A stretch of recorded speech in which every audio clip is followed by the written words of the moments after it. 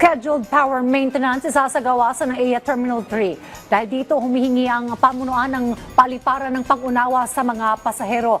Dahil ilang bahagi po ng terminal ang pansamantalang mawawala ng kuryente. May report si Bernard Ferrer live. Bernard.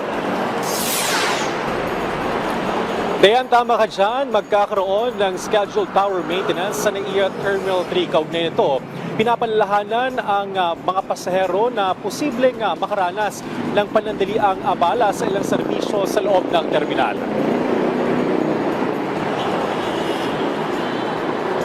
Sa abiso ng New NAIA Infrastructure Corporation o NNIC, magkakaroon ng power in maintenance sa main substation ng Ninoy Aquino International Airport, NAIA Terminal 3. Simula sa 10 ng gabi hanggang alas 2 ng madaling araw sa July 15 hanggang 16. Isasagawa ang maintenance ng Meralco Energy Incorporated bilang bahagi ng patuloy na hakbang upang matiyak ang kaligtasan at maayos na operasyon ng paliparan.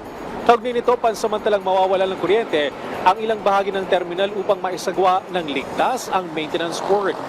Bagamat may naka-standby na generators para sa mga pangunahing pasilidad ng paliparan, posible pa rin makaranas ng panandaliang abala sa ilaw, air conditioning, elevator, escalator, baggage handling system at paggamit ng ilang electrical outlets.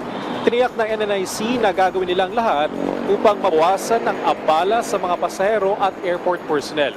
Humihingi naman ng pag-unawa ang NNIC sa pansamantalang abalang maidudulot ng scheduled power maintenance sa NAIA Terminal 3. Dahil sa lagay ng trapiko, maluwag ang daloy ng mga sakyan sa magkabilang lane ng Andrews Avenue, lalo na sa direksyon patungong NAIA Terminal 3. Paalala naman sa ating mga motorista, bawal po ang mga plaka nagtatapos sa numerong 1 at 2 mula alas 7 o ng umaga hanggang alas 10 ng umaga at alas 5 ng hapon hanggang alas 8 ng gabi. Balik sa iyo, Dayan.